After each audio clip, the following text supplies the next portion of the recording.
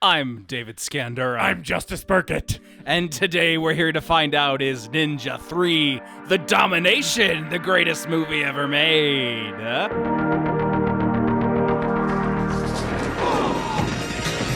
mother! I'll kill you, you son of a bitch! Welcome to the greatest movie ever made, the show where we watch a movie and tell you if it's the greatest movie ever made. A movie that is so thoroughly entertaining and compelling while you're watching it, it's the only thing that matters in the world. I'm David Scandura, joined as always by my co-host, Justus Burkett. Y'all, this is a very special episode of The Greatest Movie Ever Made. This is the greatest movie ever made after dark. We are recording this at 9 p.m. And we just watched the movie together at the same time, which has never happened. This is a first. That has never happened in the history of this podcast. There are movies on this show that we have watched together before. Yes. But in terms of, like, we just rolled credits and then we fired up the mics to talk about this fucking movie. Yeah. I can't think of a better movie to do that for. Right. Than this one. We've both been, it's been a strange sort of busy day. Yeah. We were trying to figure out recording times, and I was talking to you about the possibility of recording tonight, and I hadn't watched the movie yet, and you hadn't watched the movie yet, and I was like, what if I just bring the movie over and we watch it and then record the episode? And that's what we're doing, baby. So here we are. Yeah. Talking about Ninja 3. 9 p.m. Just strap in, just enjoy the ride. Yeah. Before we get to the movie, how are you doing, and anything to recommend? I'm doing well. I'm doing quite well. Like you said, busy day. It's been a really busy week for me. It feels like one of the busiest weeks of my life. There was like the grand opening for the theater this week. And obviously we have a show running at the theater this week. Flagstaff Shakespeare Festival has their spring show happening. So it's been like just a lot. And tomorrow's going to be really busy for me too. But like good busy, not bad busy is basically how I'm feeling this week. So yeah, overall pretty positive. In terms of media recommendations, I don't really have a lot. I've listened to a lot of albums, but I didn't set anything aside, especially for a media recommendation. The only thing that I really have to call out is it feels silly to even say it because it's one of the most acclaimed movies like of all time. But I rewatched Mulholland Drive, and holy shit. We're Lynch fans on this podcast. Our listeners are aware of our positive feelings on the films of David Lynch. And just going back to Mulholland Drive, I was just reminded of how perfect a movie that is. So if it's been a second for you with Mulholland Drive, or if you've never seen it, check out, one of the greatest movies that anyone has ever made in the history of cinema. Yeah, that's one of my Lynches that I haven't seen yet. Yeah, you gotta watch it. Is that... Because we talked about this on the Inland Empire episode. Yeah. Do you feel like you've solidified your opinion on which is your favorite? I think I have. I think Inland Empire is my favorite Lynch film. Okay. Because going back to Mulholland Drive, I loved it. 5-star movie, total masterpiece. Still maybe didn't connect with me as hard as Inland Empire did. And it's really splitting hairs between those two movies for me. They're both, in my opinion, total masterpieces, 5-star films, some of the best movies I've ever seen in my life, both of them. But Inland Empire just had a bigger personal connection for me. So even after going back to Mulholland Drive, I think Inland Empire came out at number one. Yeah. Well, we watched Lost Highway together, too. Yeah, love that, too. And that was the first time for both of us. Yeah. And we didn't really talk about it. I just left afterwards. Yeah. Where does that fall on your ranking? I think it's probably like... I haven't really like put a list together, but I would say that that's probably like, I don't know, like 4th or 5th for me. Okay. Because I think I think if I was going to just like right off the dome rank like top 5 Lynch, it would be Inland Empire, Mulholland Drive, probably Blue Velvet, Eraserhead, Lost Highway. Okay. I think. And then probably coming in at number 6 is Fire Walk with Me. Mm-hmm. All movies I love, and probably all 5-star or close to 5-star movies for me. But yeah, I just I think that Lost Highway I severely fucked with. I loved it a lot. It is like maybe one of Lynch's most unsettling films that I've seen. Mhm. It is very like scary and weird and creepy. But doesn't have necessarily the same it didn't connect with me on an emotional level in the same way that some of the ones that are higher on the list did. Yeah. Yeah. Funny to talk about David Lynch so much at the top of the Ninja 3 episode. David, how are you? I'm good. I Good. just watched Ninja 3 The Domination, so I'm fucking Over the moon. I'm in paradise right now, buddy. Yeah. Yeah, I guess my media recommendation is Ninja 3 The Domination. Yes. I mean, I like- did say at the end of our last episode when we were saying what we were going to cover this week, that this is a big time. If you haven't seen the movie, like, I would recommend you stop the podcast, watch Ninja 3 The Domination. If you Google Ninja 3 The Domination watch free, you can find it on Internet Archive. You can find it on the internet. You don't even have to pay for it. I would highly recommend you watch this film before you listen to David and I talk about it. Yeah. There are some movies that you can listen to our episode without seeing the film. This is one of the ones where, like, you're really doing yourself a disservice if you do not witness this with your own eyes. Here's the thing. This is a movie about the soul of a dead... What is this a movie about? This is the soul of a dead ninja possessing an aerobics instructor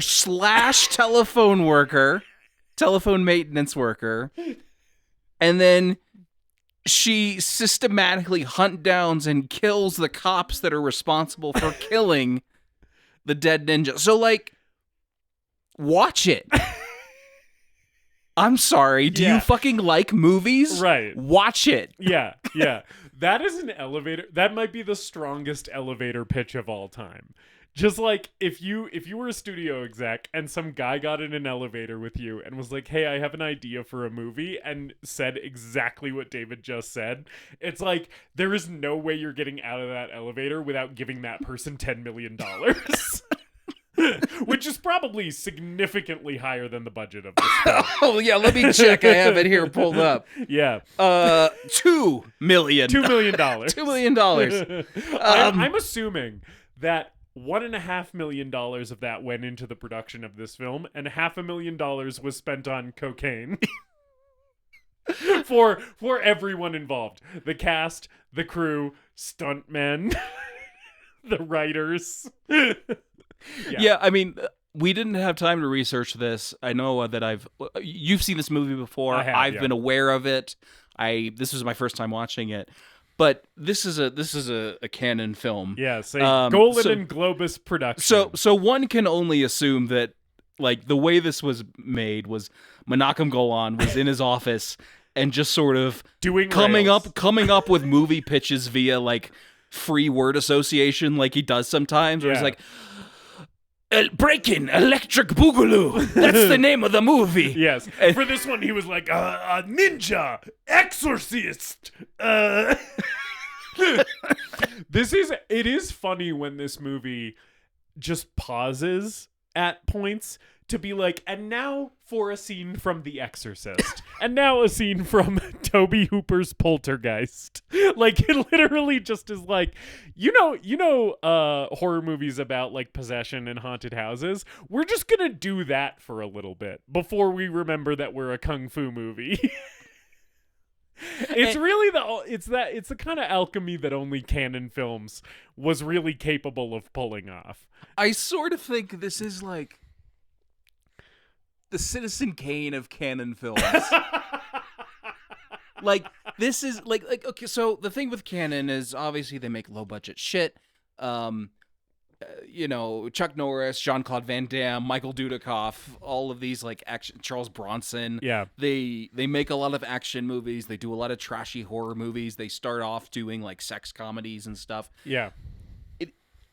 A lot of their movies are charming, few of them ascend to the heights of something like a Texas Chainsaw Massacre 2 Yeah. or a Ninja 3 The Domination. Yes.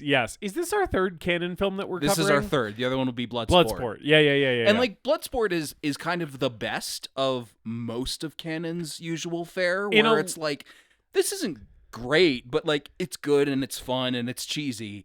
Whereas like I think Chainsaw 2 and this ascend to like insane heights of just film absurdism. In a lot of ways, I kind of feel like we've done a perfect canon trilogy between the three films that we've covered. Oh, no. We have to do Over the Top. Yeah. We have to make this a quadrilogy. Yes, that'll be the quadrilogy. And do Over the Top. But the canon story is not complete without Over the Top. But as it stands, I feel like Texas Chainsaw 2 and Bloodsport are really, like, if you combined, if those two movies bred and had a baby, the offspring would be Ninja 3 The Domination. Sure. Right? In a lot of ways, I feel like this movie, I don't really know the order that they came out. I don't have the dates in front of me. But in a lot of ways, I kind of feel like Ninja 3 is sort of the synthesis between, like, the horror and action sides of canon, right? Because this movie's doing both things. Yeah. So you first watched this because of the We Hate Movies podcast? Yes, because We Hate Movies, the We Hate Movies podcast issued a disclaimer when they were going to do this episode, this as an episode of their podcast, saying basically like, hey, you really want to see this one before you listen to our episode on it. And I, as an avid listener of the We Hate Movies podcast, great podcast, you should listen to that. I took their advice and watched this in my cubicle at my old insurance job back when I was living in Cedar City, Utah. Wow, that long ago. Yes. I watched this at work, quote unquote, because I did very little work at that job. in my little cubicle in my Utah office. And was blown away by it and had a great time, even though my viewing experience was watching it at work. Right. That's fucking wild. Yeah. And I hadn't gone back to it since then, but I remembered it very fondly. And honestly, I remembered this movie quite well. Like, as we were in the middle of scenes, I was remembering what was about to happen later in the scene, or like a couple scenes from then.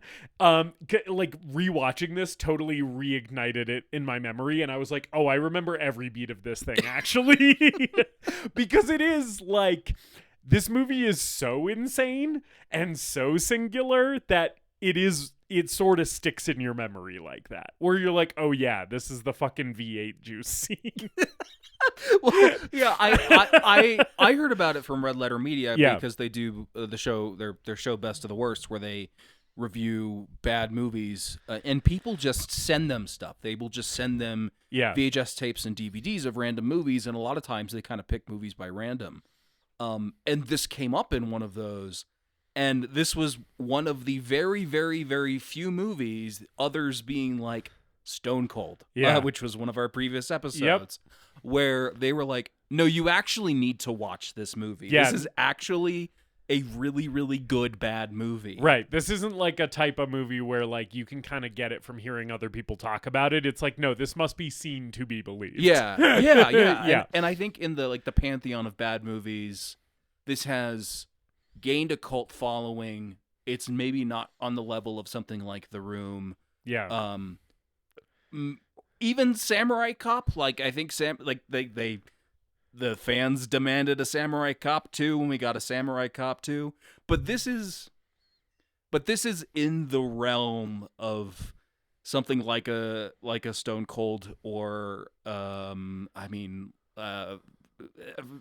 Deadbeat at Dawn, where it's like, if you are a fan of exploitation films and a fan of low budget cinema, this is one that is talked about and has been gaining some resurgence. Yeah. And boy, am I glad that it is. Yes. Yes. There's nothing really else for us to say other than for us to start talking about the movie. I feel like, because we didn't do a ton of research on this. It's just, the movie is what it is, and what it is a movie that opens with a credit sequence in very stereotypical Hollywoodized Chinese Japanese takeout font, right? And I love the title card with the little cartoon ninja guy sitting next to it. Yeah. By the way, this is Ninja 3, The Domination. Yes. This has no relation to Ninja 1 or 2. The Ninja 1 and 2 are Enter the Ninja and Revenge of the Ninja. Yes. I think they share some actors, but I don't know that there's no continuous storyline that I'm aware of. I think Canon did many ninja movies. I think there's like the American Ninja series too. Enter the Ninja, I'm pretty sure is like Franco Nero is a ninja, and we're gonna dub over Italian actor Franco Nero with an American accent. Yeah. By the way, dubbing in ADR, we will be coming back to this. Yeah. Yeah. But yeah, there's no relation really to the other film. This is a standalone film, even though it has a 3 slapped on it. It's basically like they wrote a script about a ninja and they were like, we've already made 2 movies about ninjas, so this one's Ninja 3. Like, that's pretty much the logic. But yeah, I love the little cartoon ninja next to the title card, Ninja 3. And the opening credits are over beautiful landscape photography of Phoenix's own Papago Park. It took us it was 10 minutes into this movie and I'm like, this is fucking Phoenix. It's Phoenix. And this you start movie is seeing set the in palm Phoenix. trees, the saguaro saguaros, cactus, the red license plates. Yeah, the Palo Verde trees. Yeah. No, this is literally the opening sequence of this movie takes place, and a lot of actually the later sequences of this movie too take place like clearly in Papago Park. Like, it's very recognizably Papago Park for any of our Phoenix listeners or listeners who are familiar with Phoenix. Yeah, and let me just say, Phoenix, you've rarely looked better on film. Oh yeah. This is like this movie makes Phoenix look better than it has any right to look. Watching this movie, it's like, oh, Phoenix is kind of rad, actually. Like, there's a lot of like shots of the skyline and like especially shots of like the mountains and stuff where I'm like, oh fuck, Phoenix, you're looking pretty good in Ninja 3. This was shot at the same time as my dad was living in Phoenix. My dad moved from Kansas to Missouri. He went to college in Missouri. Graduated, got in his car, and drove to Phoenix, and has a lot of nostalgia for pre-urban sprawl Phoenix, right? When 80s Phoenix. So I'm sort of like, hey, Dad, you should watch Ninja 3: The Domination. Your dad should watch this movie. This is maybe the definitive Phoenix, Arizona movie. It kind of is, right? Like, it's like later on in this movie when you even get some shots of like 80s downtown Phoenix, there's a few of those. I'm like, damn, Phoenix actually used to be something. Like, now it's shit. Now it's just like strip mall city. But it's like for a while there, it had this kind of desert oasis thing going on. It looks like fucking Alexandria. You know, where it's like, oh, look at this beautiful pearl of the desert. And it genuinely lends this movie such an interesting personality that I don't think it would have had if it was like in LA. Set in LA, right? Yeah. Like even maybe someone who doesn't know that this is set in Phoenix could probably tell that there is a different sort of vibe here to the setting. Yeah. And I was sort of shocked at how well this movie portrays Phoenix and how well it contributes to this wonderful, strange mess of a film. Yeah, in a weird way, the Sonoran Desert is sort of a character in Ninja 3. Which feels insane to say, but it's like true, you know? Yeah, so this film opens, David. This film opens with a ninja wreaking havoc on a Phoenix golf course. We do not get any explanation for why this is happening. There's maybe one throwaway line about there's some businessman there that he's killing. I think they say he's a scientist. Oh, that's right, a scientist. Yeah, that's right. But there's no context. We don't know what's happening. Even that line doesn't come until like later in the movie. It's just this ninja killing indiscriminately. Yes. On this, it's not just killing like security guards and the cops that show up. He's just killing golfers. Everyone. Which, by the way, I did take a few notes while you and I were watching this movie together. And one of the things I did write down is this should happen to all golfers. Yeah, I'm sure. Because golf is just laying my cards on the table. Golf is an immoral sport. It is really bad for the environment. Golf courses should not exist, especially in places where water is scarce, like Phoenix, Arizona. And so, like, if a ninja just showed up and killed every single golfer, fine by me. A recurring theme for me throughout this movie was this ninja's doing nothing wrong. Because you know who he's killing? Golfers and cops. And honestly, I'm sort of on his side. They are both cogs of the capitalist machine. Right.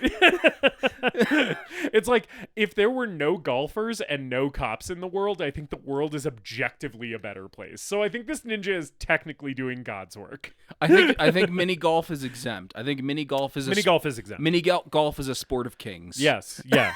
Mini golf, way less environmental impact and way more fun.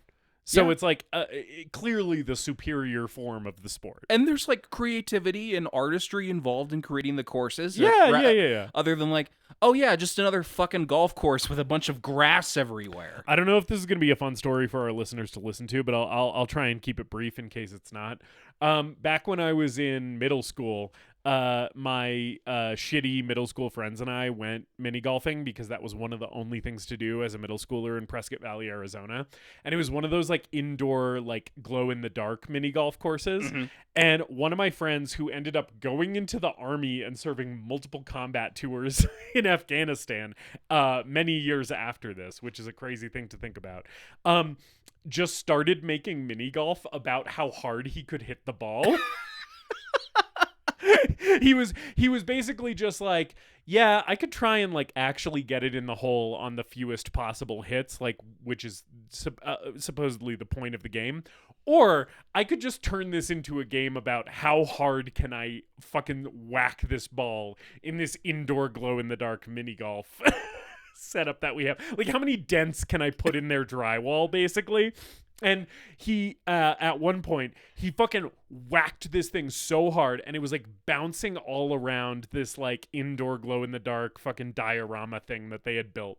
And I remember so distinctly, it ricocheted off like a bunch of shit. The last thing it ricocheted off of was the security camera that was in this fucking indoor mini golf. And then right off of the security camera, it went straight into the hole in one. That's amazing. It was one of the most incredible things I've ever seen in my entire life. It was one of those moments where it's like, I literally can't believe that I just witnessed this in person. It feels impossible. Anyway. Yeah, so this ninja fucking ices. I'm pretty sure this ninja kills over 30 cops in the opening of this movie. It's like a GTA rampage. Truly. Literally, a helicopter shows up. He goes to like fucking 5 stars or whatever. And a military helicopter shows up. And, oh man, like the number of dudes who fall off motorcycles in this movie it is in the dozens. They're all going like 10 miles per hour, yes, mind you. Yes. But yes, we do have a lot of dudes falling off motorcycles. Yeah. The stunt work for the helicopter stuff, where it's like just guys hanging off a helicopter over this lake, and it doesn't, you can see in a movie where you can clearly see the wires and the string holding this floating sword. I don't see anything holding these guys to the choppers. No, I'm pretty sure the guy who's just like basically doing monkey bars under the chopper in the ninja getup, that stunt guy, I'm pretty sure he's just hanging from a helicopter. And like if he falls, there's water under him, he'll probably be all right, Yeah, I love when he's throwing dudes out of this helicopter.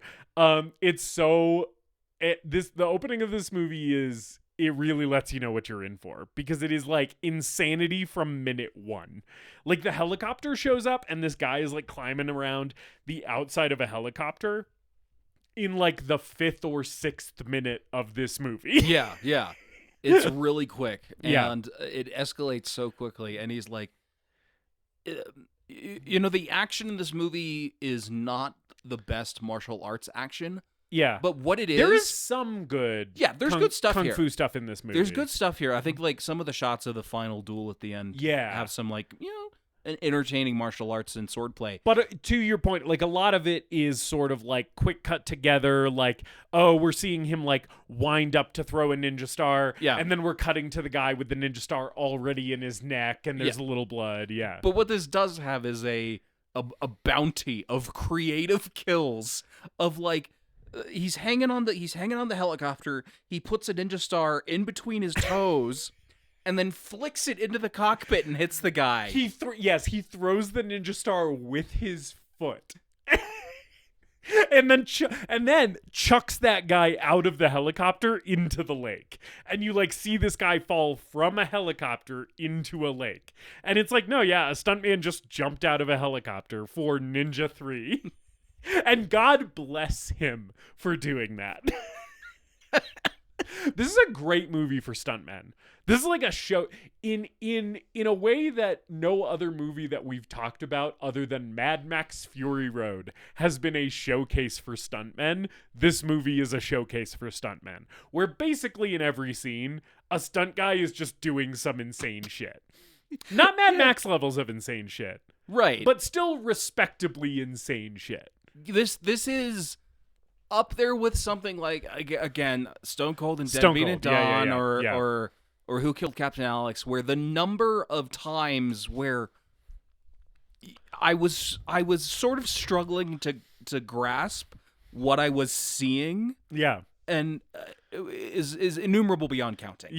This is really just like a hit a minute sort of film. Like, and in regards to the stunts, in regards to the action, there is so much crazy shit happening at once that it's hard to comprehend it all. Yeah. So we watched this on your couch. We didn't talk or make jokes like we normally do because I think we were probably saving both it like for the saving it for the show. Yeah. We did laugh a lot. There were multiple times where I was laughing to the point of nearly passing out. I would say watching this movie with you is maybe the hardest I've ever seen you laugh. The only other movie I could think of, like when we watched Brain Dead for the first time, that was pretty crazy. Yeah. That still might be the peak, but this is up there.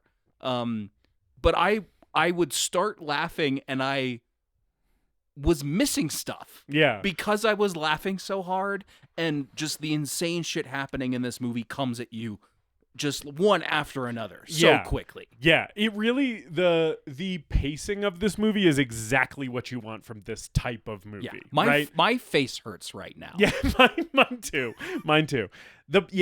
Literally, like, I think this could not be any more perfectly or tightly paced. And this is a true actual compliment for this movie. Like, I'm not being facetious. I think like Canon really did the alchemy. Like, they turned lead into gold with this one, where it's like every minute of this movie something happens where you're like, fuck yes.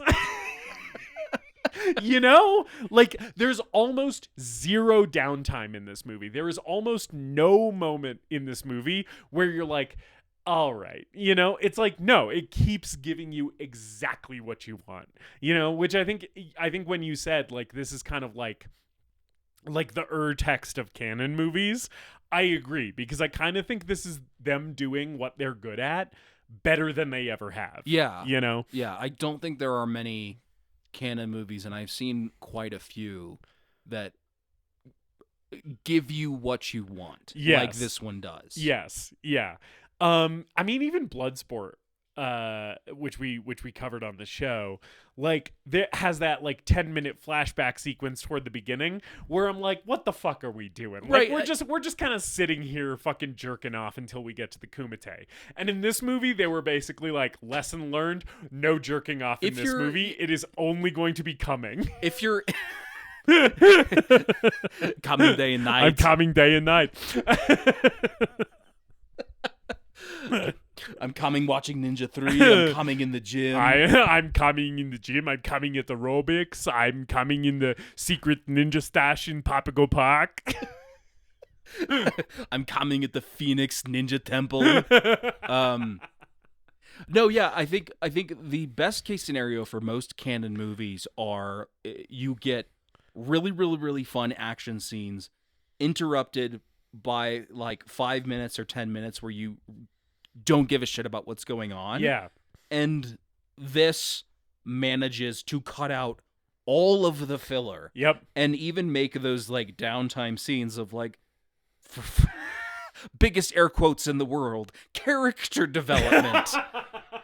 It makes those moments entertaining in a way that Bloodsport doesn't necessarily. Yeah, I completely agree. Like the cop subplot in Bloodsport, I barely remember.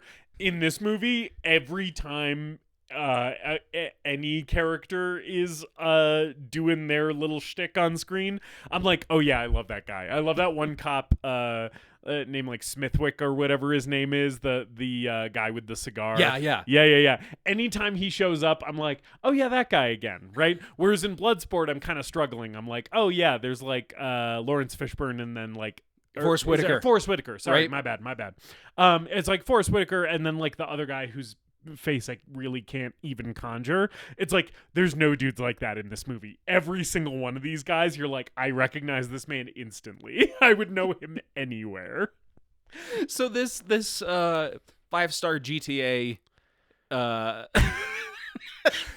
okay, this ninja, so he gets shot more times than Alex Murphy. He gets he gets RoboCopped. I love he does like a flip too when they shoot him. He jumps in the air and flips and then lands. Oh god. Because basically the entire Phoenix police force has showed up and is shooting him simultaneously. And then he after he gets shot 15,000 times, he sets off the first of so many smoke bombs. and they're the best kind of smoke bombs, which is you throw it and it goes poof. And that's it. That's all. Right. It's like a tiny little puff of smoke, and everybody's like, where'd he go? Which happens so many times in this movie, and it gets progressively funnier every time it happens. But yeah, the puff of smoke happens, and his like bloodied gi is like on the ground, and they're like, oh, he must have escaped, and all these cops just leave. And then the ninja like raises out of the Phoenix sand. and like limps away, right? he's like a Fremen getting ready to attack a fucking sand crawler.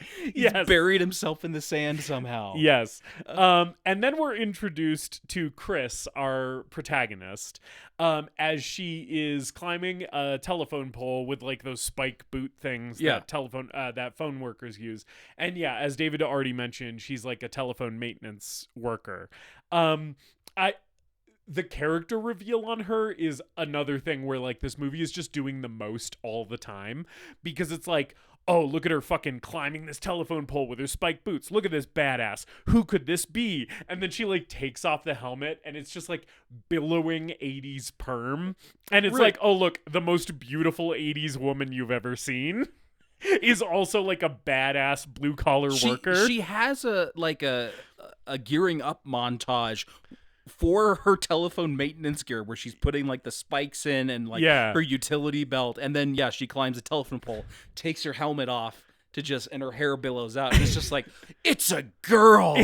Guess what? This is the 80s. Girls can do dirty work. This movie makes that job look very glamorous. It does make it look really cool. Yeah. Maybe I should do that. Maybe I should become a municipal worker. I should work long hours. Yeah. For low pay with no pension anymore. No union.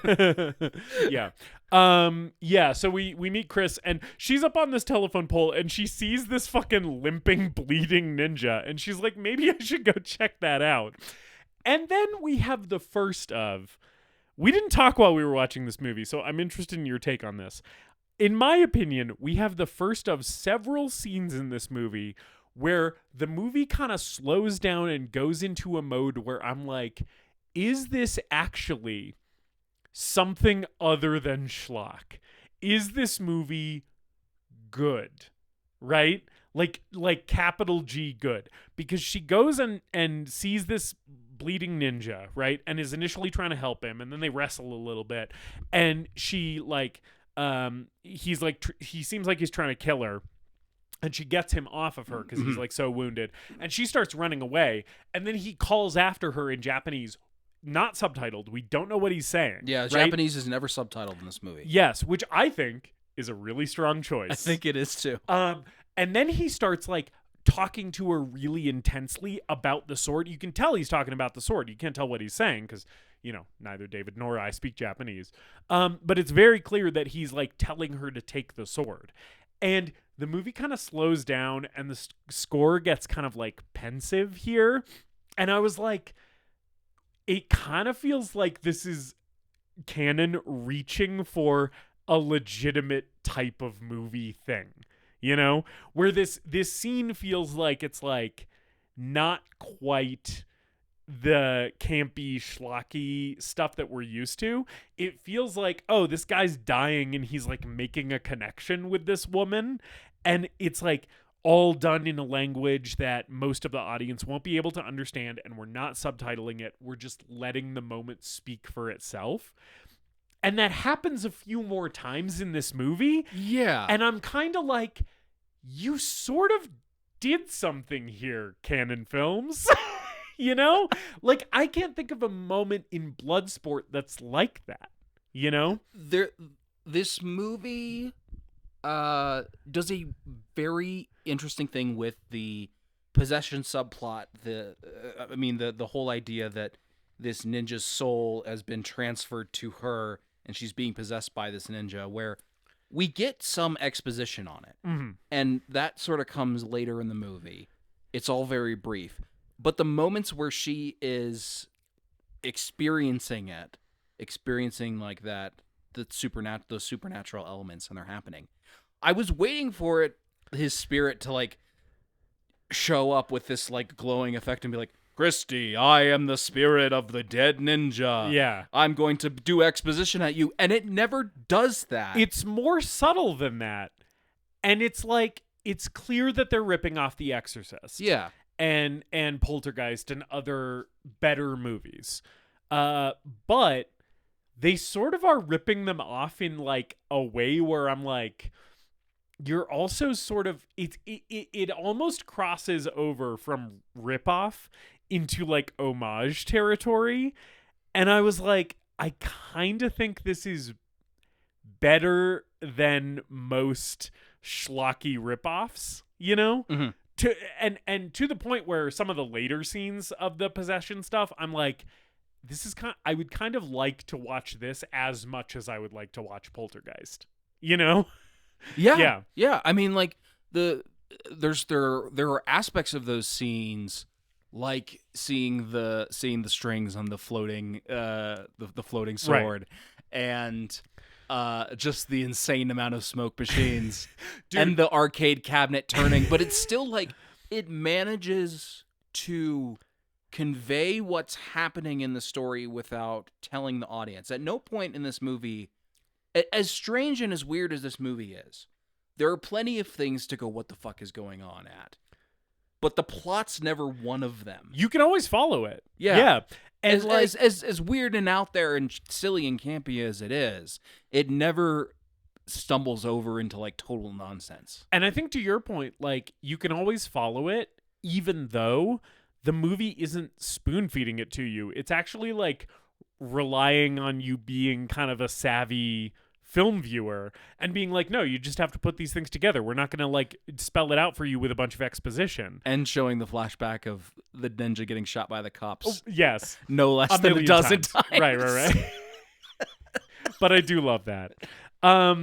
Yeah, so like he dies. He gives her the sword. He dies, right? Mm-hmm. So then Christy has this sword and she immediately goes to the police because she's like, hey, this fucking guy, I found this dead guy. She lies to them immediately. She's basically like, when I found him, he was already dead, which we know isn't true. She doesn't tell them about the sword, but she is telling the cops that she found this dead ninja, right? And the cops already know about the ninja because, like, obviously they responded to the fucking massacre at the golf course where fucking 30 of their comrades were laid out by this dude. Like, they're like, yeah, we know about the ninja lady. Fucking, we have 10 stiffs in the morgue with ninja stars in their necks. A bunch of rich guys and their wives from Scottsdale have just been decimated on this golf course. It's like a national or like a statewide day of mourning in Arizona. The day of this ninja's massacre. It's like the Oklahoma City bombing. Joe Arpaio is going to use this to like get more police funding from the city. Yeah. But so she's at the police station and she's being like, hey, like, you know, I'm telling you all I know. I found him. He was already dead. And this like police captain guy is basically like, all right, well, if you remember anything else, let us know. And as this is happening, the sleaziest motherfucker on the planet strolls up. He's a police like a sergeant or something. He's like he's a member of the Phoenix police force, right? He's like walking up and he like puts his leg up on the chair next to her, like so his groin's right in her face, and he's offering her a Coca-Cola and being like, hey baby, here you witnessed a terrible death. How about you fuck me? Is like immediately such gross energy from this dude. And I like that her initial response to it is like, get fucked. Like, get out of my face, asshole. And we kind of keep that energy from her for like longer than you would expect. Here's the thing about... He really has to work for it. Here's the thing about Billy. Yeah. Billy truly does sexually harass his way into this girl's heart. He does. It was the 80s. At the time, this was the narrative. If a woman doesn't like you, persist. You will eventually wear her down. This guy would make Sean Connery's James Bond be like, that's a little too much. It's a little too far. She's just not into you, Sonny. I would suggest maybe take no for an answer. I would suggest you divert your attentions elsewhere. She's clearly not picking up what you're putting down. Yeah, no, this motherfucker will not take no for an answer because she says no quite clearly several times. In the police station, she's basically like, one of the most insane things that she says, that Christy says in this entire movie, is he offers her the Coke, and she says, thanks, but I don't use soft drinks. Which, like, pardon? But then he's like, oh, well, in that case, can I take you out for coffee, whiskey? And then he just starts, he's like, sushi, whatever. He's just like trying everything. And then he reaches into his pockets and says, candy, and spills out a bunch of pocket candy onto the floor. Right. He just had a bunch of loose candy in his pockets in case he needed to offer it to a woman he was sexually harassing. This is one of those moments where I'm like, did they know what kind of movie they were making? Because it's like a slapstick guy. Yeah, right. Where he's like, well, how about some candy? And his candy just spills out of his pockets. And he's like, oh no, my candy. Oh, I look so dumb in front of this broad. This is both between shit like this and the golf course opening. This movie also has huge, like, Looney Tunes energy, where it's like this sort of at times feels like a live action cartoon because the shit that's happening is so outlandish and insane that it's like, it almost has the energy of like animation. Sure, you know? it has that Looney Tunes animation logic. Where it's like, oh, and then this happens, and then that happens, and then, you know, all these fantastical and strange things are happening, and you just sort of roll with it. Right, because that's the logic of the world, right? And you don't question it when the coyote runs off the cliff and it like doesn't know that he is supposed to be falling until he looks down. This movie operates under very similar logic. Where it's like a ninja won't die until they realize that there's a knife in their brain. Well, because the only thing that can kill a ninja is another ninja. The only thing that can destroy a ninja is a ninja. By the way, take a drink every time this movie or this podcast uses the word ninja. You will die. Yeah. So we cut from her dismissing Billy in the police station, dismissing his advances after his embarrassing candy flub. We cut from that to her, Christy, playing an arcade cabinet game in a leotard, like in a fitness, like aerobics leotard. She's just playing an arcade cabinet, and she has a friend over, and her friend's like, hey, what about this weird sword? And she's like, don't worry about that. By the way, now we have to go teach an aerobics class, because apparently this is my other job. And then the aerobics scene in this movie is I think a work of artistic genius. Because like, we're in Schlocktown. You know, this movie, by canon standards, is actually pretty tame. You don't really see any nudity in this movie. No. But this aerobic sequence is pornographic. There are just so many close-ups of women shaking their asses in leotards. And it's the 80s. We got the leg warmers. We got the fucking, like, leggings and, like, and... well, we have the gym bros. Yes, this is the thing. Who are about to become rapists. Yes.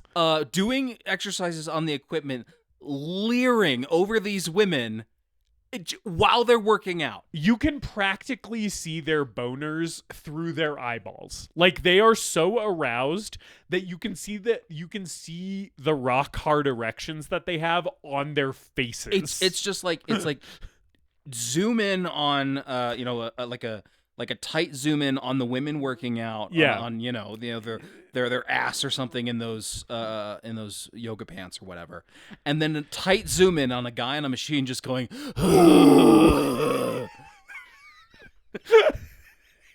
yeah it's fucking insane.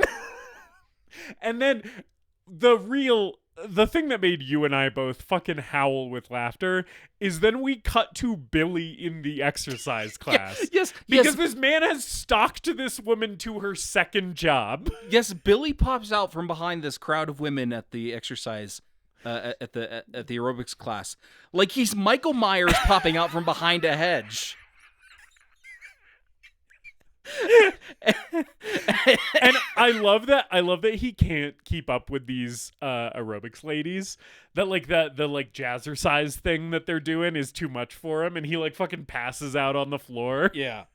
And then Christy comes up to him and is like, hey, you just don't quit, do you? And he's like, no, I'm wearing you down, baby. Eventually, if I follow you to enough places, you will go out with me.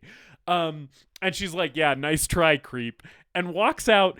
And then, like, so she walks out of the gym, and a woman is being sexually assaulted in broad daylight. Like, these guys are just, like, fucking basically, like, grabbing at her and passing her around. And, like, nothing, like, full-on... Like, it's not a full-on sexual assault, but it is clearly heading in that direction. Right, and it's not that full cannon sleaze. It's not like we're ripping her shirt off or anything like that. But that's the way it's going. Right, and there is a crowd of, like, over a dozen people just kind of standing there being like, oh, yeah, well, after the exercise class, a woman always gets sexually assaulted, as we all know. This is the norm. Like, they're not reacting at all. And then, like, Christy goes up to them and is like, hey, leave her alone. And they're like, well, actually, maybe we'll just sexually assault you then. And so these guys start grabbing at her. And again, this crowd is just gathered around being like, hey, stop that. Like nobody's doing shit. And so, okay, Officer Billy Secord yeah. does precisely zero police work in this movie. No, yeah, he right. This guy is a terrible cop. Yeah. He basically does nothing. So he just sits there and watches. He's like, oh, hey, sweet, the lady that I'm stalking is about to be sexually assaulted. Maybe I can get in on this. He just watches her try to fend off these guys. Yeah. And then, because she has been possessed by the spirit of a ninja, a dead ninja whose sword she took from him, as he was breathing his dying breath, she knows kung fu now. Yeah. So she lays Happened all to these my dudes buddy out. Kyle once. As we all know, this is how ninjas work. She lays all these dudes out. This is the first of a couple times in this movie that we see a guy go into a dumpster. But yeah, she just like beats the shit out of all these guys. I like the part where she like lifts up the like really big like iron bar and throws it at the other two guys, and when it falls on them, they act like it's the heaviest thing in the entire world, where they're like, oh shit, I can't get out from under this. And as she's doing this, Billy's just watching her being like, holy fuck, I didn't know she knew kung fu. I'm so turned on right now. And then his in, right, is basically after she lays these dudes out, he's like, by the way, you're under arrest because that was assault. He's going to arrest her so that he can drive her home. Yes. And try to get into her pants. Yes. And the thing is, it works. And it works. Again, this guy truly is just like, I'm just going to wear this woman down. Yeah. Until she throws herself at me. He and she stalks does. And harasses his way into a relationship. Yeah. And then the movie, at a point in this movie, he sort of becomes the hero for a second. Yeah. And that's just like a wild character journey to go on with this guy. It is insane. It's insane that in the mind of a coked out 80s canon film writer, it's like, oh yeah, the guy who's stalking the girl, that's the guy who we're invested in. I've stalked so many girls. Golan and Globus being like, oh yeah, stalkers, harassers, sexual assaulters, those are like our people. Yeah. Anyway, so she's like, oh, you just won't give up, and he's like, I won't, and he's eventually like in the car, and he's like, well, if you're not interested, you could just get out right now, and she's like, well, now that you yelled at me, I'm a little horny actually. So how about we go back to my apartment for some V8 juice?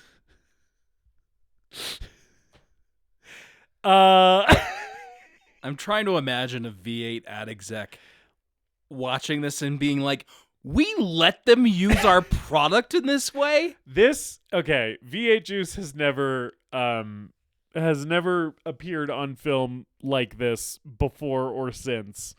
'Cause like they go back to her apartment, and it is very much the energy of like, we're going back for a nightcap, and you're gonna like fuck the shit out of me. There's no seduction. There's no she is immediately walking around in a towel. Yes. And then changes in front of him into a bathrobe, and then they proceed to fuck. Yes. And she like straddles him, like gets on his lap, and is like, oh, it's so sexy how you were stalking me before. And he's like, oh, I'm totally down with this. Like, this is exactly what I wanted. And then she takes this can of V8 juice, labeled directly to the camera, and then pours it all over her collarbone. And then like leans back, and like he leans over onto her and just starts licking this V8 off this lady's neck. It is revolting in the best possible way. It is truly, you can't understand the magic of this scene without watching it, because it is simultaneously disgusting and sexy and hilarious and insane and absurd. It's like, it's really singular seeing her pour this V8 juice all over herself. Yeah. The thing with these types of movies and canon movies is oftentimes they will start really, really strong, and then once we settle into the plot and we introduce the characters, it's like, yeah, we're gonna lull a little bit, and then we'll have a couple action scenes. This was the moment in the movie where it solidified, like, oh, we're not gonna have that lull. This like, is all gas and no brakes. We're just gonna keep going. Also, her apartment is insane. Yes, we have to talk about the apartment because it's like her walls are like cinder blocks. She lives the exterior of her apartment appears to be an alleyway. Yes, and then when we go inside, the walls are cinder blocks. She has like a cage around her couch that looks like the cage that you would see in like an old elevator like shaft. an old-timey elevator. I think she lives in a fucking old elevator shaft. She has a payphone yes, the payphone is insane, where her phone in her apartment is literally just a payphone. And then she's got plants everywhere. She's got this old arcade cabinet. Well, I guess it's not old, it's the 80s, so it's a modern arcade cabinet. Yeah. She's got this arcade cabinet, and it's like her bed looks like it's made out of squat racks. She's got like masks hanging on the wall. Yeah. All these weird like tchotchkes and stuff on the tables that she's playing with in that scene earlier with her friend. It's so wild. Like, it's like Canon Films was basically like, okay, this is the set dressing that we have in stock. Let's use all of it. It looks like those I Spy picture books as a kid with the amount of shit that is all over this apartment. Yeah, it is insane. Every time we cut back to the apartment, it's like we're seeing it at a different angle, and everything is different. We're seeing a completely different side of this apartment than we haven't before, and it's all just covered in shit. Yeah, it looks like our friend Hannah would live here. It does. It is a very Hannah-coded apartment. Yes. Which, to be clear, is complimentary because it's an insane apartment, but it's also kind of insane in a really rad way. Yeah, so they like fuck, and they basically have like started a relationship now, right? He wore her down, it worked. He stalked his way into a girlfriend. So then basically the next like big thing that happens is she's like working her phone company job, or actually no. Before that. Yeah. She wakes up in the middle of the night after they fuck. Yeah. And smoke starts pouring out from her closet, and she opens the closet, and the sword unsheaths itself. And it's glowing orange like it was just forged.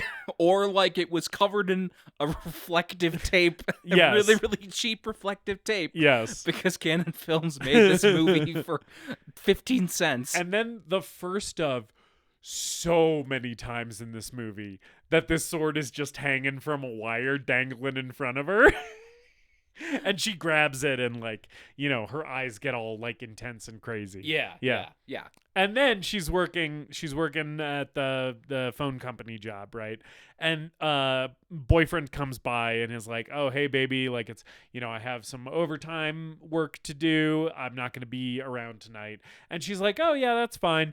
And then she sees his partner in the car, and we get a flashback to those cops fucking Alex Murphying the guy earlier in the movie, right? And so it's like clear, like the spirit of the ninja inside of her like recognizes this guy as one of the guys that killed him, right? And she like gets really intense, and then they drive away, and then immediately she jumps in the phone company van and leaves her coworker behind.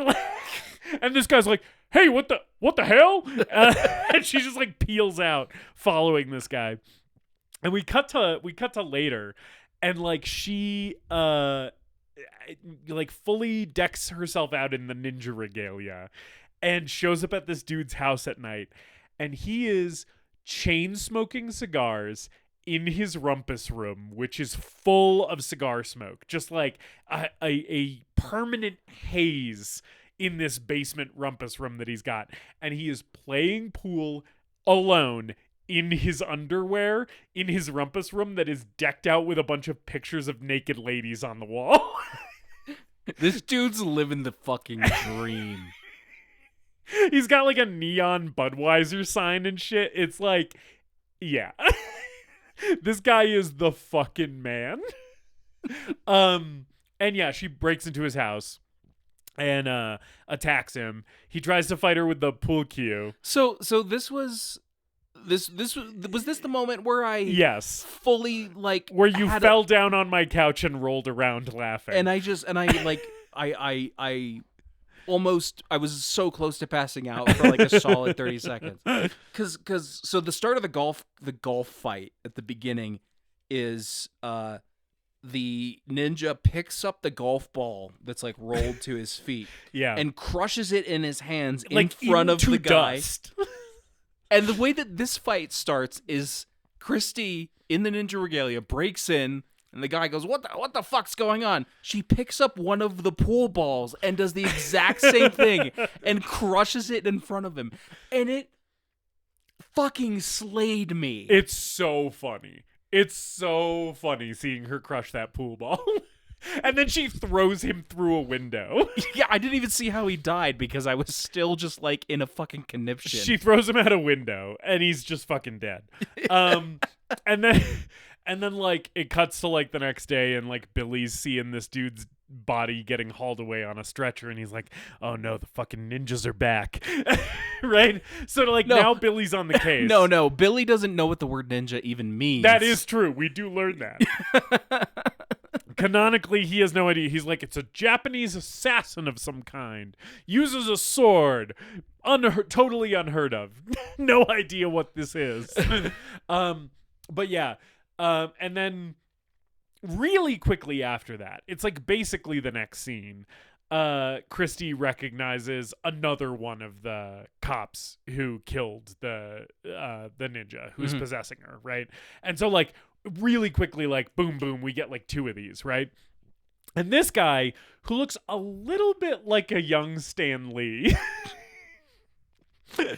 is the guy who looks straight up like he's a 70s porn producer. Yeah. This dude is living a life. Because she tracks him down to like this like sauna, like this bathhouse. It might even be a gym with like a jacuzzi or something. But he's in this like jacuzzi with these two babes, right? And he's like, oh, like he's going back and forth. He's playing them both, and he's like trying to fuck both of these women. Yeah. And then Christy shows up, not in the ninja regalia. She shows up looking normal. Yeah, but she's like in a bathing clearly suit. Right, but she's clearly possessed. And she shows up in a bathing suit, and these women are like, hey, what the fuck? What's this bitch doing here? One of them is even like, that bitch, or whatever. And it's so insane because both of these women were so ready to double team this dude, but as soon as a third woman shows up, they're out. Yeah, They're like, we were in for the three-way, the four-way, disgusting. Yeah, we draw the line at the four-way. I think so. Okay, we gotta pause. Yeah. We gotta pause. Yeah.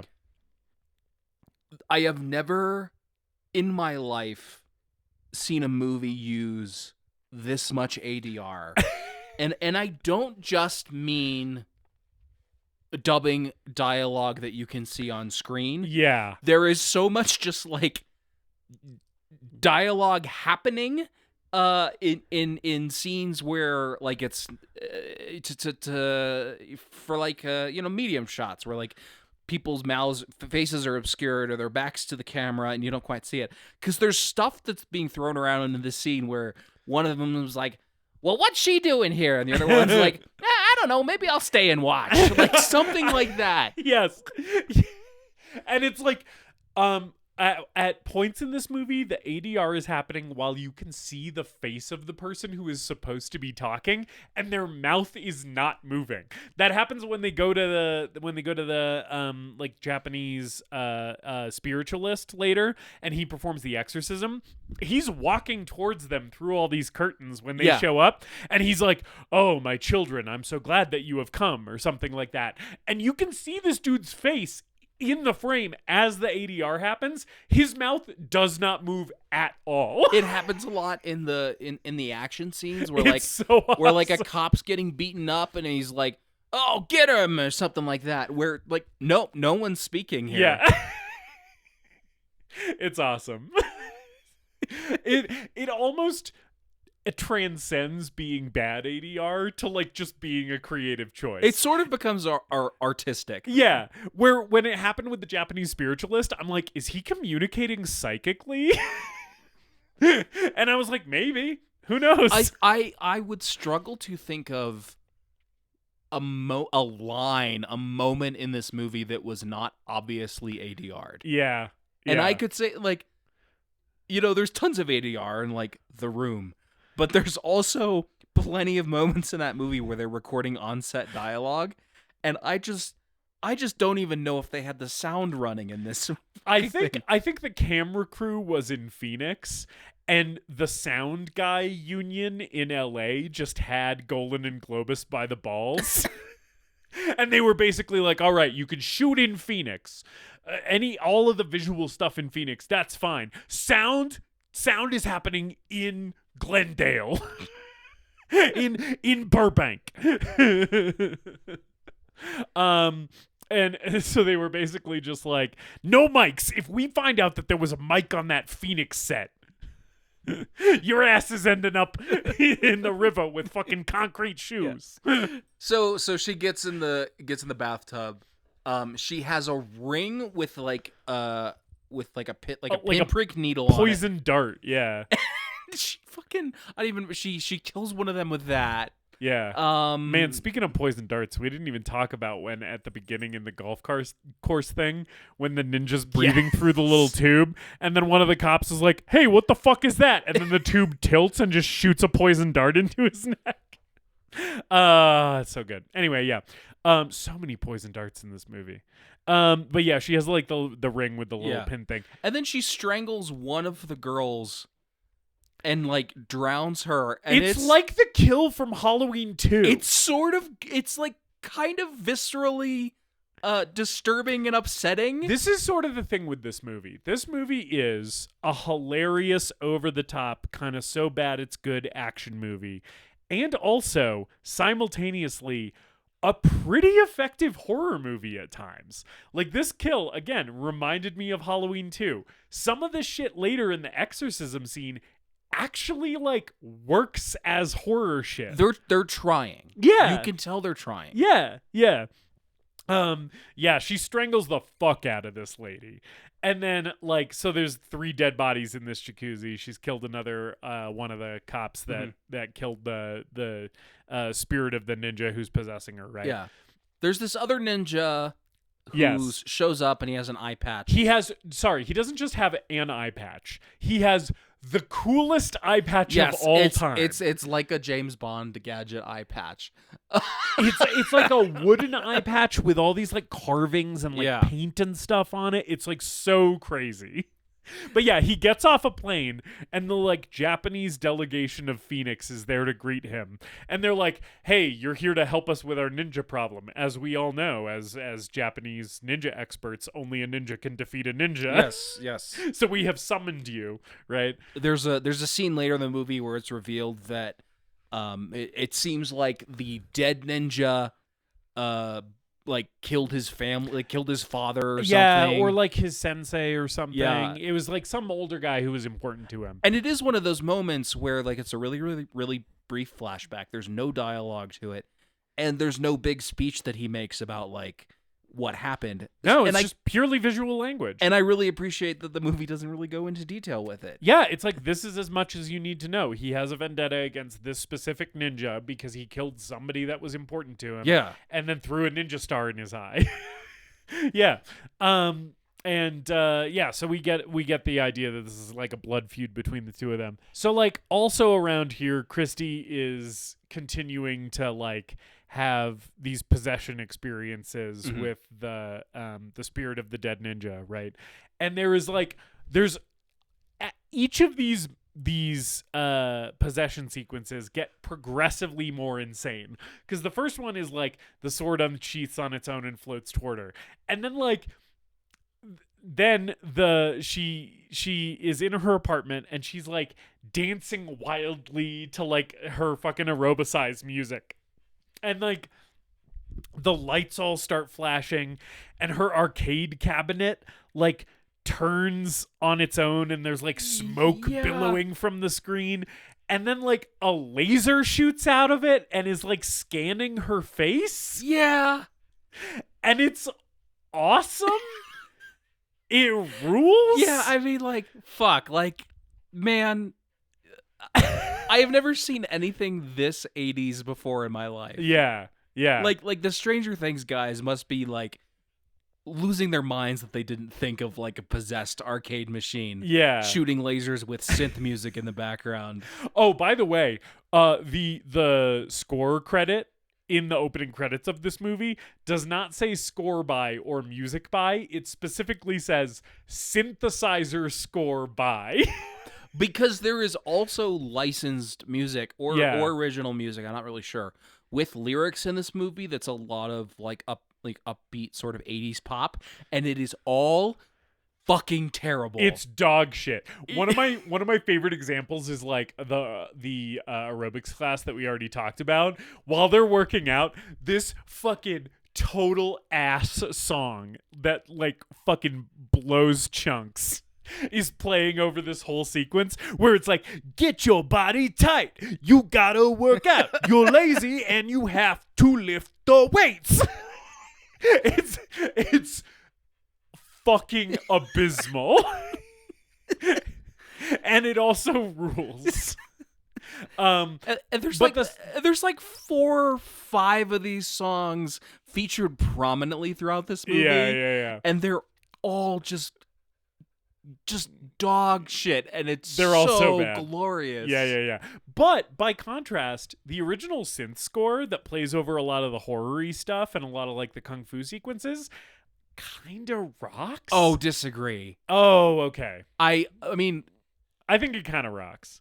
It's bad. It's dollar store John Carpenter score in a lot of moments.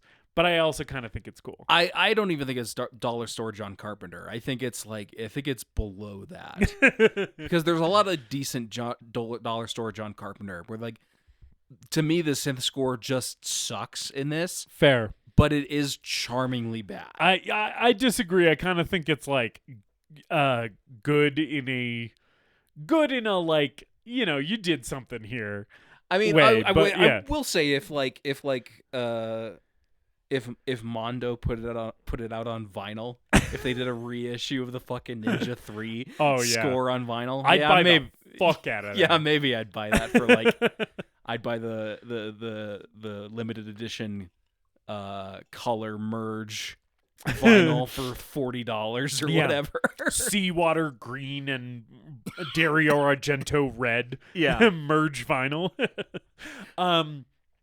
Yeah. So Christy has been getting possessed a bunch. And she keeps having these experiences. Around here, she talks to Billy about it and is like, hey, shit's happening to me. I'm losing time. I don't know, I keep waking up and not remembering how I got there or whatever. And he's like, well, you should go to like a doctor. Right. She goes and sees a doctor, and this doctor performance is one of the worst actors I've ever seen in my entire life. Let me just get this out here. Yeah. No one in this movie is good. Everyone's bad, yeah. Including the legend himself, James Hong. Yeah. Although he's maybe the best. Sure. He's the best. Yeah. But this is and I mean, obviously he's being forced to play a very stereotypical character with like stereotypical costuming and makeup. Yeah. So like he has I feel bad for him. He has a tough job in this movie. Yeah. But I mean, it's not good. He's not doing a good job. No. But no one in this movie is good.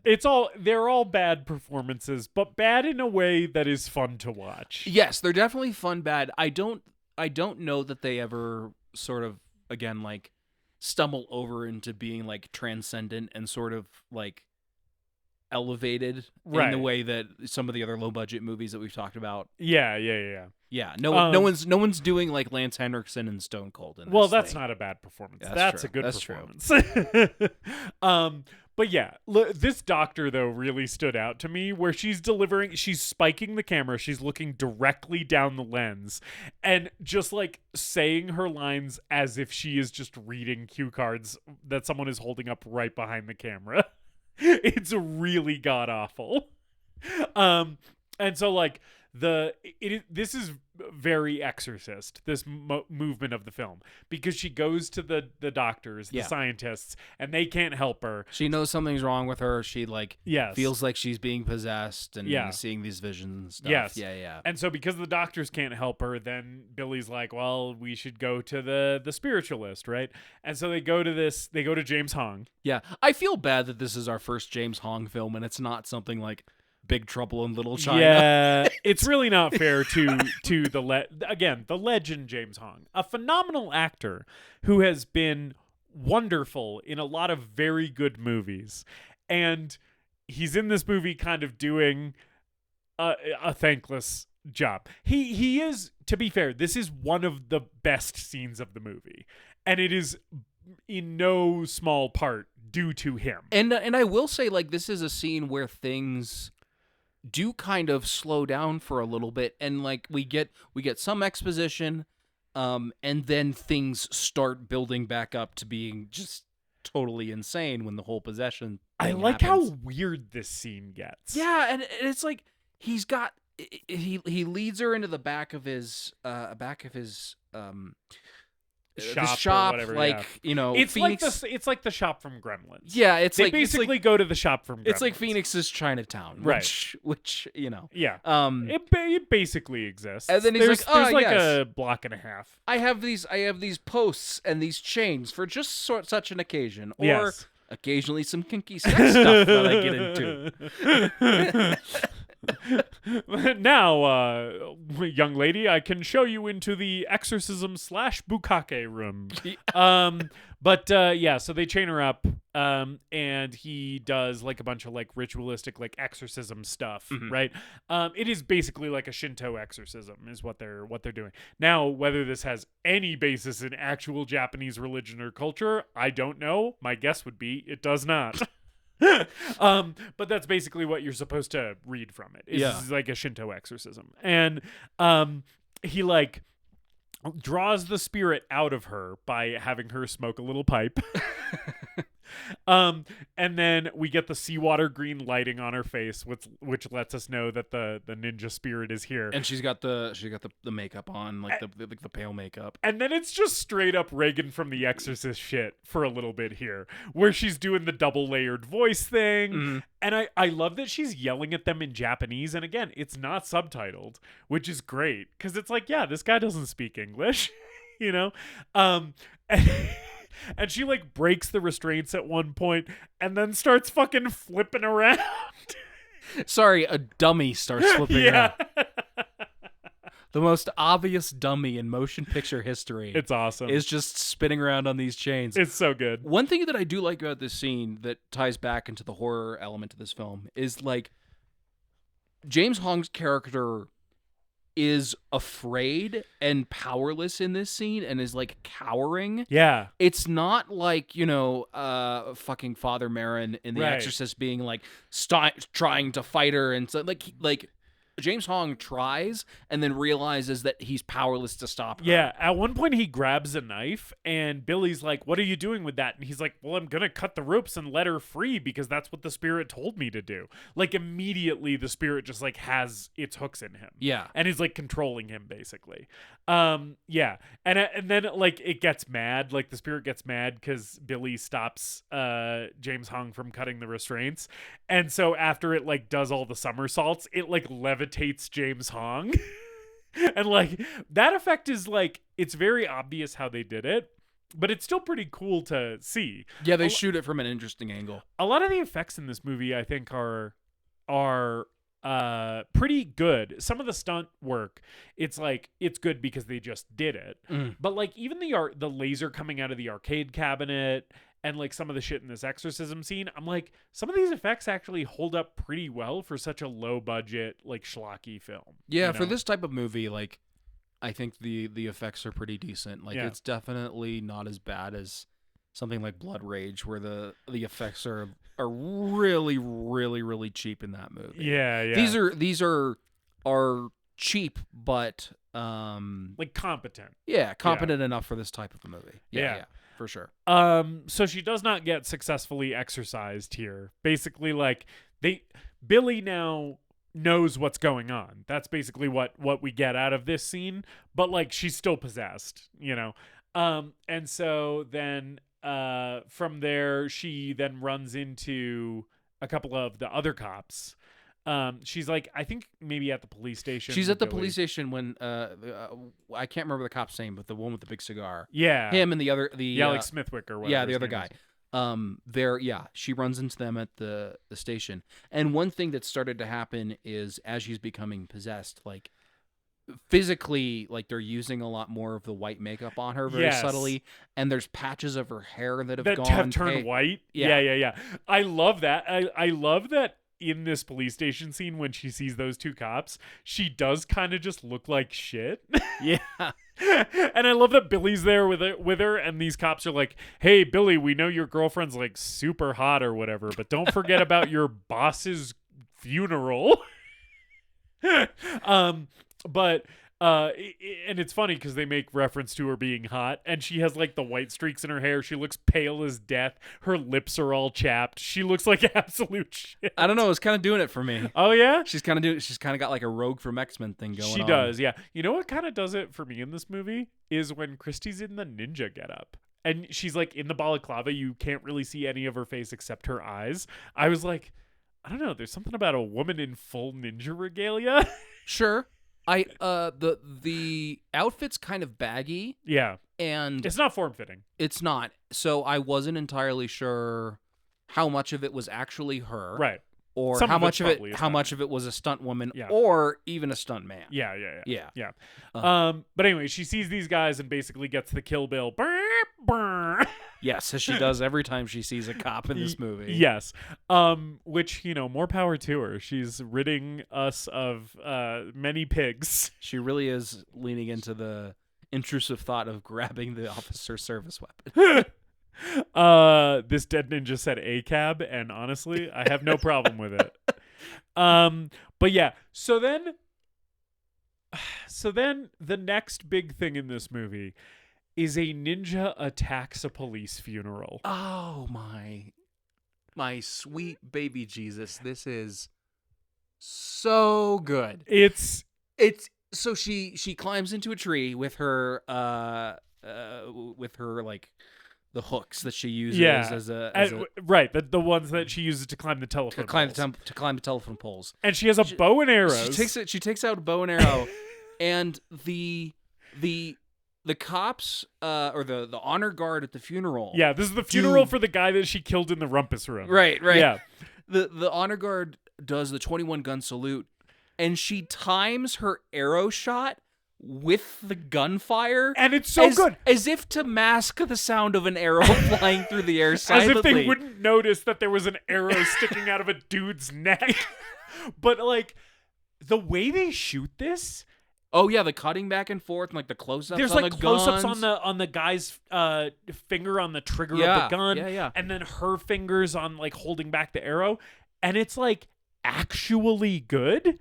In a movie that is like kind of so bad it's good, there's some shit in here that is like, no, this is legitimately good. It's like actually tense, and it's like building up to something, and then when she finally lets that arrow go and it goes through that guy, it is like enormously rewarding because of all the setup that came before it. It's like, no, they actually made this movie well. you know? And then when the second arrow goes off, it doesn't hit the guy that she's intending, and it just hits another cop. Yep.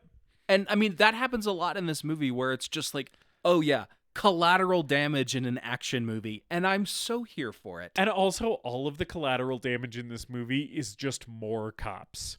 Like 60 cops die in this movie, and it fucking rules. But yeah, so she just like basically starts going ham on all these cops. Like she just starts like, it's basically like V2 of the golf course massacre from the beginning. Yeah. And it is awesome. It is a chase or a sequence that just sort of keeps topping itself and keeps escalating. Yeah, she's like she's kicking dudes off of motorcycles and throwing ninja stars into a bunch of people.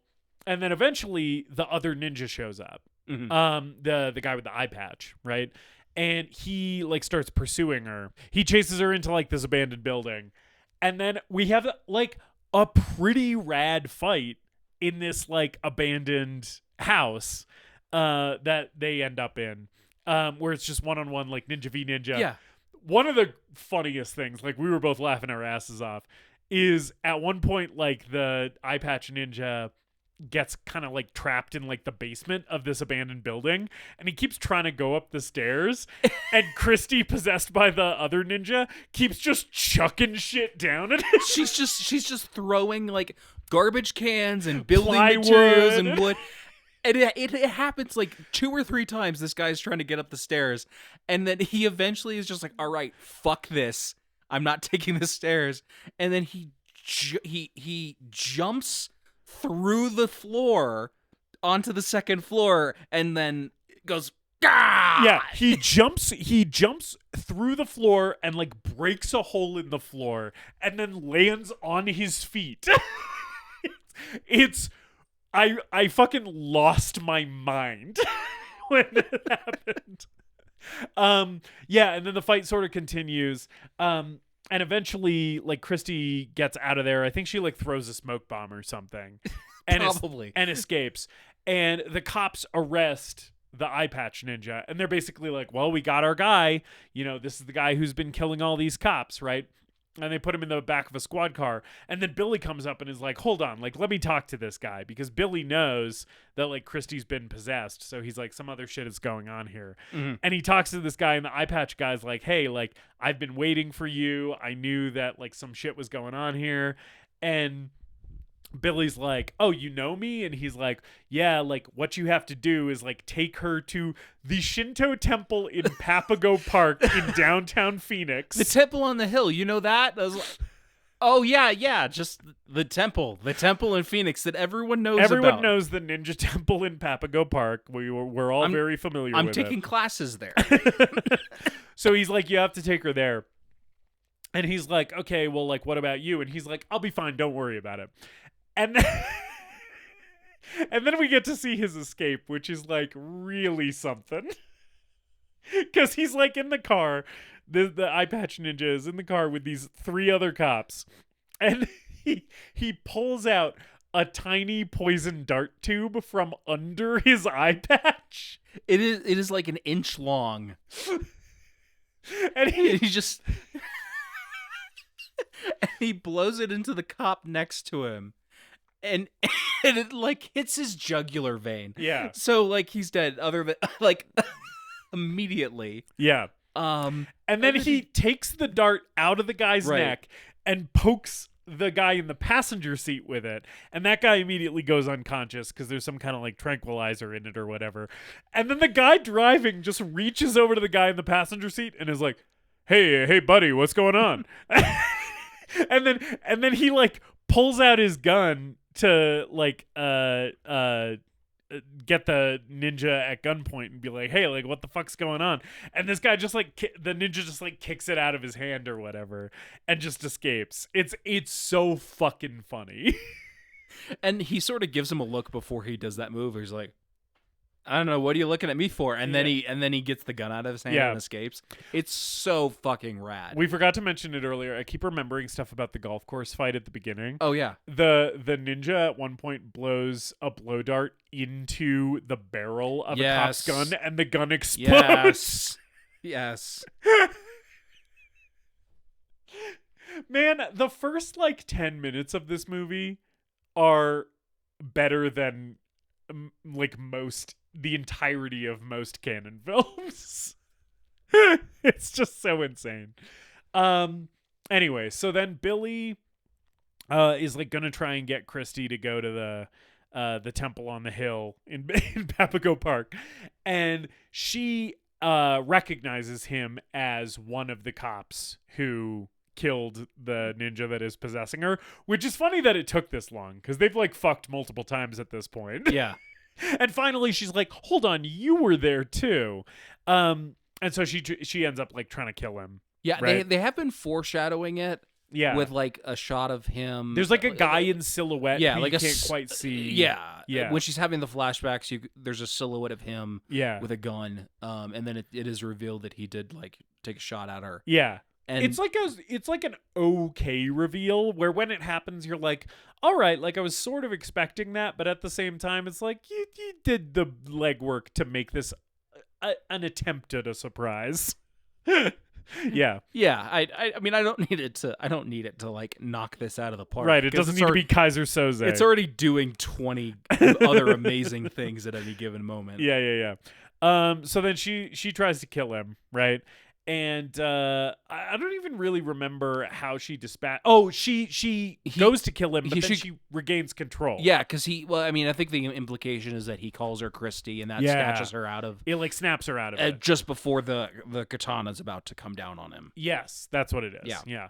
Oh, we didn't even mention that the eye patch ninja breaks into the morgue at one point too.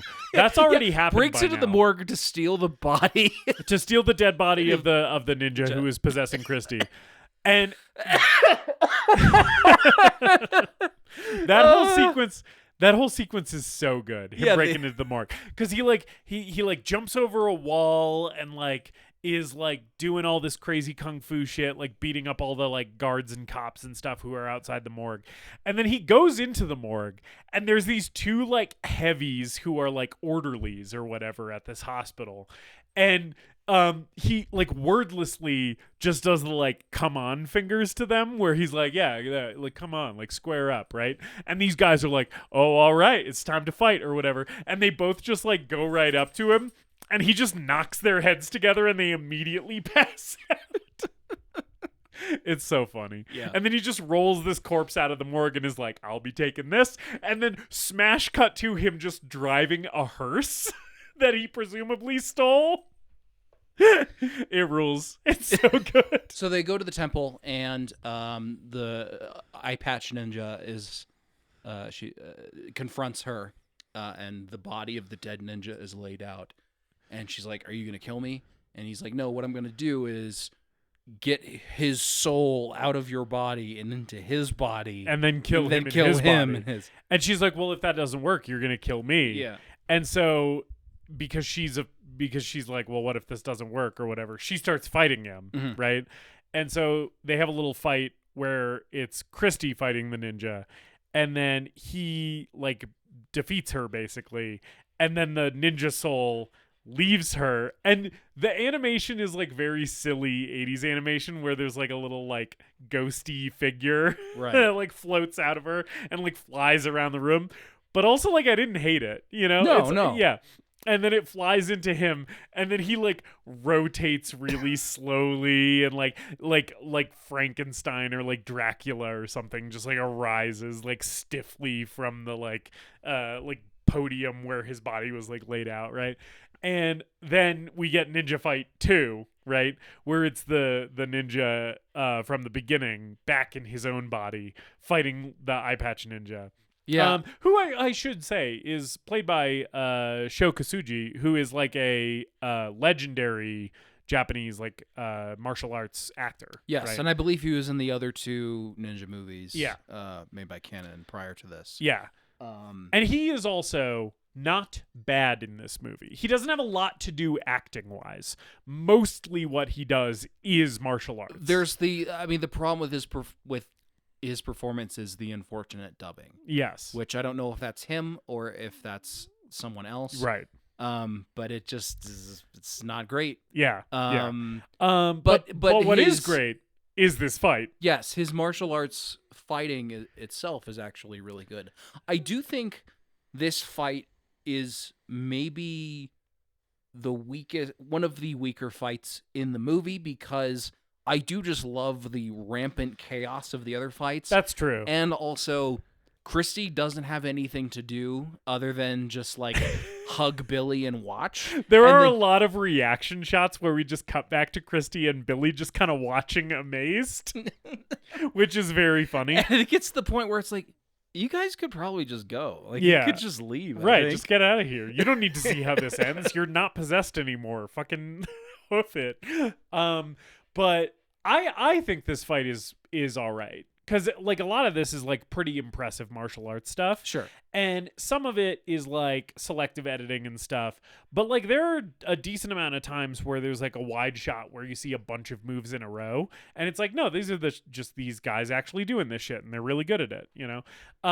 So, yeah, they fight for a while. And eventually, like, there's, like, a point when Sho Kosugi's character, the guy with the eye patch, gets disarmed.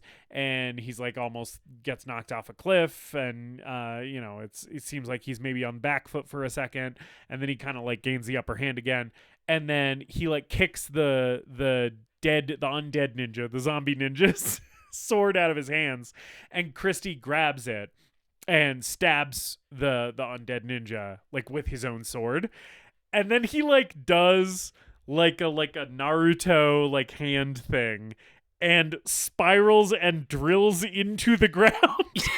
With his whole body just drills into the dirt and causes an earthquake.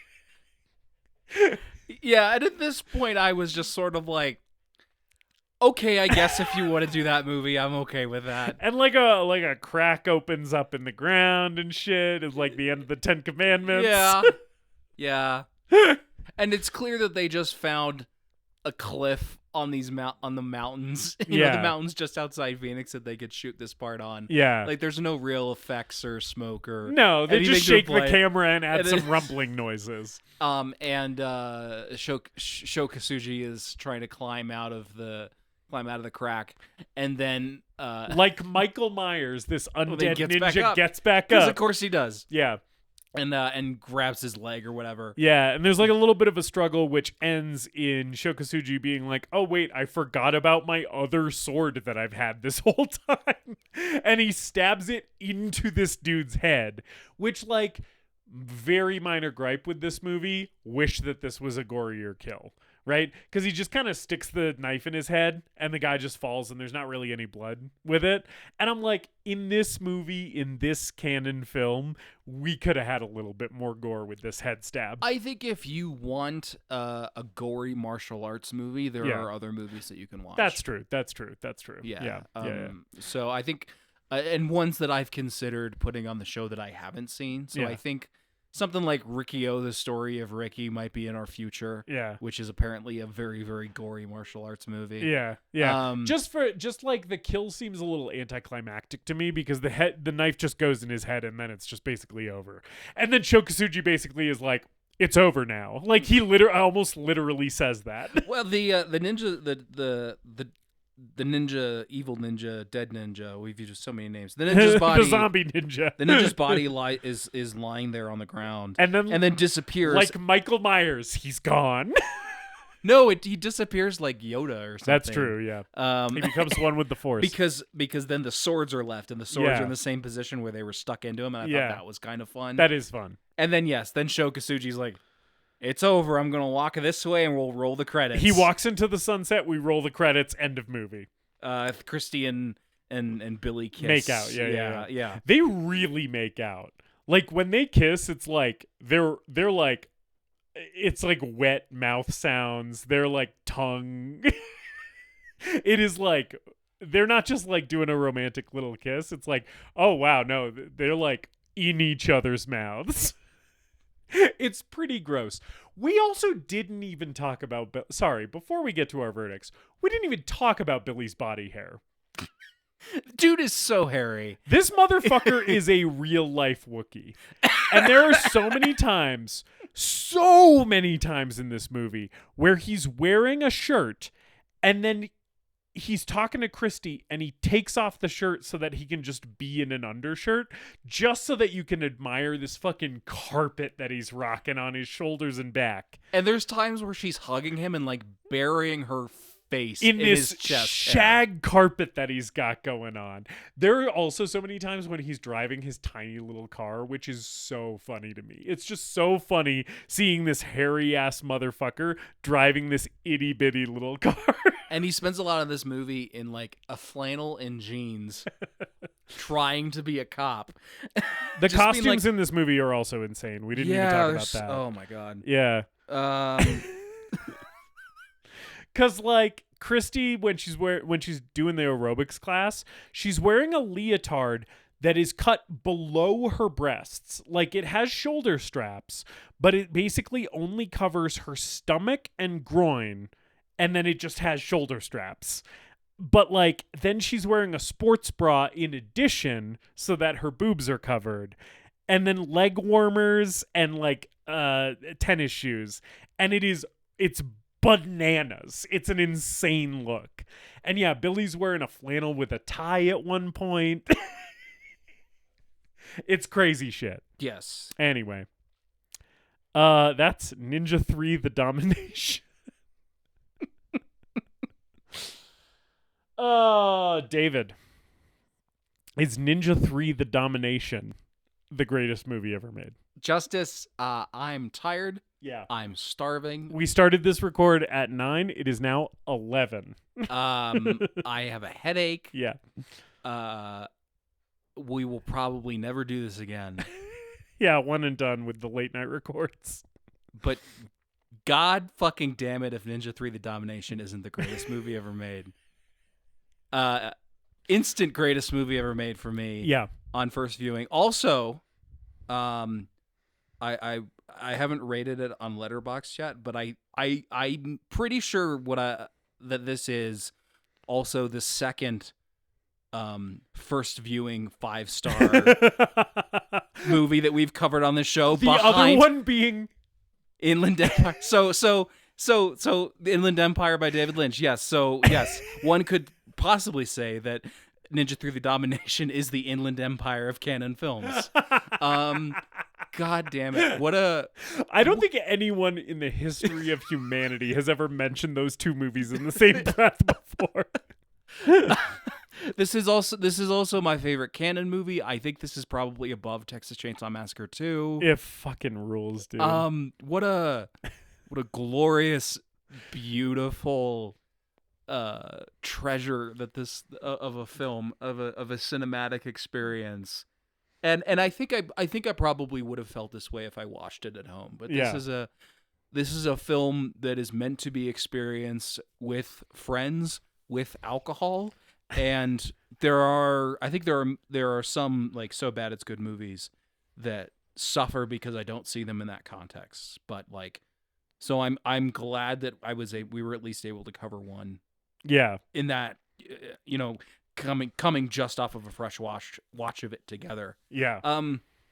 Yeah, man, I don't know what to say. Like every 10 seconds in this fucking movie I was laughing at something. There were points in this movie where I didn't even know what I was laughing at. It was just the compounding amount of insane things that are happening just kind of broke me.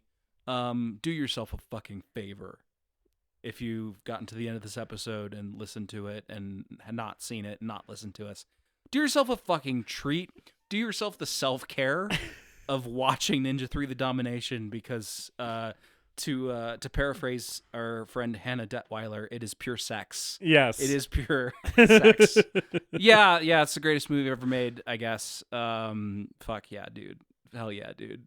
What a good movie. Justus, is Ninja 3 The Domination the greatest movie ever made? David, yes. Ninja 3 The Domination is the greatest movie ever made. Everything you said I echo. Also, this movie contains, and I cannot stress this enough, the spirit of an undead ninja possessing a woman who then attacks a police funeral and kills like a dozen cops. That alone would make it the greatest movie ever made. There's so many dead cops in this movie. That alone would make it the greatest movie ever made. And here's the other thing. I have watched movies with premises as ridiculous and outlandish as this movie that have not delivered on those premises. Yeah. This one absolutely does what it says on the tin beautifully. Yes. Continue. So yeah, I mean, like I said before, I think there's moments in this movie that that cross over from so bad it's good territory into legitimately good filmmaking territory. Some of the possession sequences and, you know, the arcade cabinet with the laser and everything is like actually quite visually compelling, borrowing from like Dario Argento and other masters like that in a way that is like actually legitimately effective. And then also, when this movie is just schlocky and bad, it is schlocky and bad in a way that is so entertaining that the line between good and bad ceases to matter or even exist. This is a movie that transcends taste, aesthetics, conventions of filmmaking. It exists to do one thing, which is make you have a good fucking time. And it is like unprecedented at how well it succeeds at that. Yes, pound for pound, moment by moment, this is one of the most entertaining films I've ever seen in my fucking life. Yes. Greatest movie ever made. Easily. Yep.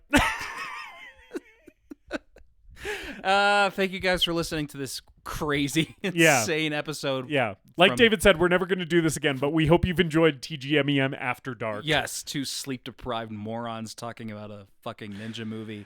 In the, I don't know what to say next. What are we talking about next week? Next week, Justice, because we need to get that sweet, sweet engagement and appease the algorithm. Yeah. A film in a long-running horror franchise is coming out. Of course, that being Final Destination Bloodlines. Yes. And I would like to ask you, which Final Destination movie would you like for us to watch next week? David, I have thought not long and hard about this question, but long-ish and hard-ish about it. And I have decided that we will be watching 2011's Final Destination 5, which is the Final Destination film that is, in terms of release order, right before the one that's about to come out, Final Destination Bloodlines. So it's the most recent Final Destination film before Bloodlines. This is one that I saw in the theater when it came out in 2011, and I remember liking it. So it'll be interesting to go back to Final Destination 5. I've seen a few of these things. We'll talk about it more on the episode. But my relationship with this franchise is, not long, but I do have an attachment to some of these movies, and I remember 5 being one of the better ones. Yes. Yeah. So join us next week for that. In the meantime, please rate, review, comment, subscribe, and share the podcast with your friends and spread some joy and love around. Thank you guys for supporting us, as always. We really do appreciate it from the bottom of our hearts. And have a great fucking week. And as always, later dipshits!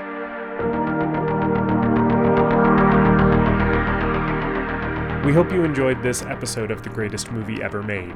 Please remember to leave us a rating and a review, and to subscribe to the show wherever you listen.